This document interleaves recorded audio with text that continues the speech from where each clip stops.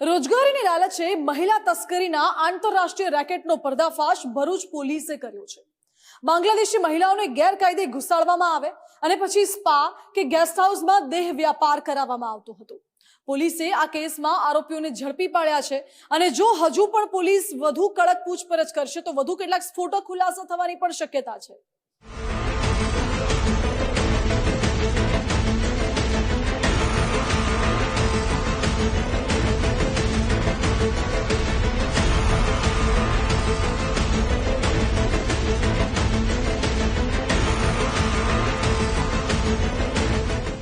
સૌરાષ્ટ્રના મુખ્ય મથક રાજકોટ બાદ હવે દક્ષિણ ગુજરાતના ભરૂચમાં બાંગ્લાદેશી મૂળની મહિલાઓ ઝડપાઈ। રાજ્ય સરકારની કડક સૂચના બાદ રચાયેલી એસઆઈટીને ચોક્કસ સ્થળોએ બાંગ્લાદેશી મહિલાઓને રાખી તેમની પાસે અનૈતિક કામ કરાવવામાં આવતું હોવાની બાતમી મળી હતી, જેના આધારે ભરૂચ સ્પેશિયલ ઓપરેશન ગ્રુપ તથા લોકલ ક્રાઇમ બ્રાન્ચના જવાનોએ વિવિધ સ્પા સેન્ટર અને ગેસ્ટ હાઉસ પર દરોડા પાડતા મહિલા તસ્કરીના આંતરરાષ્ટ્રીય રેકેટનો પર્દાફાશ થયો। ભરૂચમાંથી 12 જેટલી બાંગ્લાદેશી મૂળની મહિલાઓ ઝડપાઈ। આ ઉપરાંત પશ્ચિમ બંગાળની 2 સહિત 4 પુરુષોની ધરપકડ કરવામાં આવી। આ રેકેટને ચલાવતો મુખ્ય બાંગ્લાદેશ એજન્ટ ફારૂક શેખ પણ ઝડપાયો હતો। આ બાંગ્લાદેશી મહિલાઓને સારી નોકરીની લાલચ આપીને ગેરકાયદે સરહદ પાર કરાવીને છેક ગુજરાત સુધી લાવવામાં આવી હતી।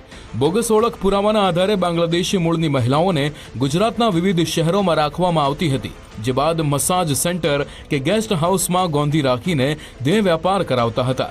આ વિદેશી મહિલાઓની બોગસ ચલણી નોટની હેરાફેરી કે અન્ય ગુનાઓમાં પણ ઉપયોગ કરાતો હોવાની આશંકા છે। એસઆઈટી દ્વારા પાછલા 2 મહિનાના સમયગાળામાં 70 બાંગ્લાદેશી નાગરિકોની ઓળખ કરી લેવામાં આવી હતી, જે પૈકીની 49 મહિલાઓને અત્યારે નારી સંરક્ષણ કેન્દ્રમાં સલામત રાખવામાં આવી છે। આ મહિલાઓની કાઉન્સેલિંગ બાદ ડિપોર્ટેશનની કાયદાકીય પ્રક્રિયા હાથ ધરવામાં આવી છે।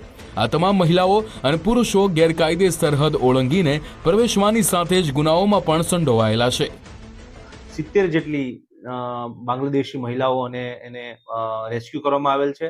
70 જેટલા લોકોને રેસ્ક્યુ કરવામાં આવેલ છે, જે પૈકી એસઆઈટી અંતર્ગત 58 જેટલા બાંગ્લાદેશી લોકોને રેસ્ક્યુ કરવામાં આવ્યા છે, જે પૈકી 49 જે છે એ મહિલાઓ જે છે અને 9 જેટલા જે છે એ પુરુષોને બાંગ્લાદેશીઓને રેસ્ક્યુ કરી અને તેમને આઈડેન્ટિફાઈ કરી અને હાલ તેમની કાયદેસરની કાર્યવાહી પણ કરવામાં આવી રહી છે।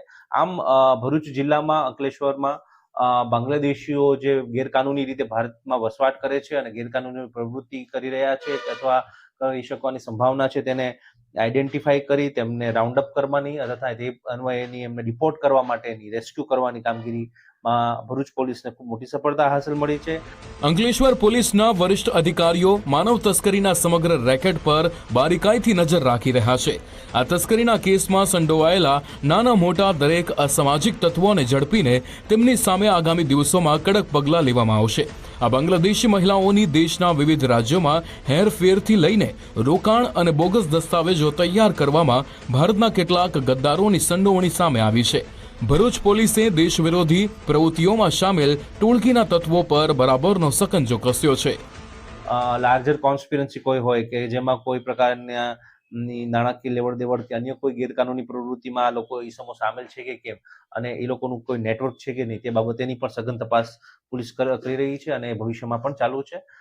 કેટલાક આરોપીઓ આમાં નાસ્તા ફરતા પણ છે, જેને પણ આગળ પોલીસ છે એ પકડવાની કોશિશ કરી રહી છે। પોલીસ જે એસઆઈટીની ટીમ જે છે તેનો વ્યાપ છે એ આખા ગુજરાત અને ગુજરાત બહારનો પણ હતો, એટલે પોલીસ જે છે એને બાંગ્લાદેશી મહિલાઓને અંકલેશ્વર, ભરૂચ તથા આજુબાજુના વિસ્તારોમાંથી પણ રેસ્ક્યુ કરી છે અને મુખ્યત્વે તે અલગ અલગ કામથી અહીં ગેરકાનૂની રીતે ભારતમાં આવતા હોય છે તેવું ધ્યાનમાં આવે છે।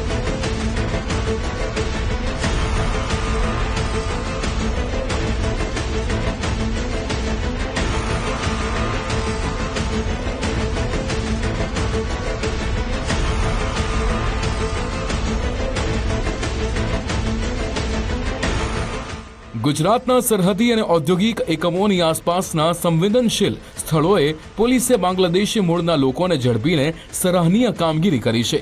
આ કેસમાં રાજ્ય તથા કેન્દ્રીય એજન્સીઓ સંકલન સાધીને માનવ તસ્કરીના આંતરરાષ્ટ્રીય રેકેટને તોડવા પ્રયત્નશીલ છે।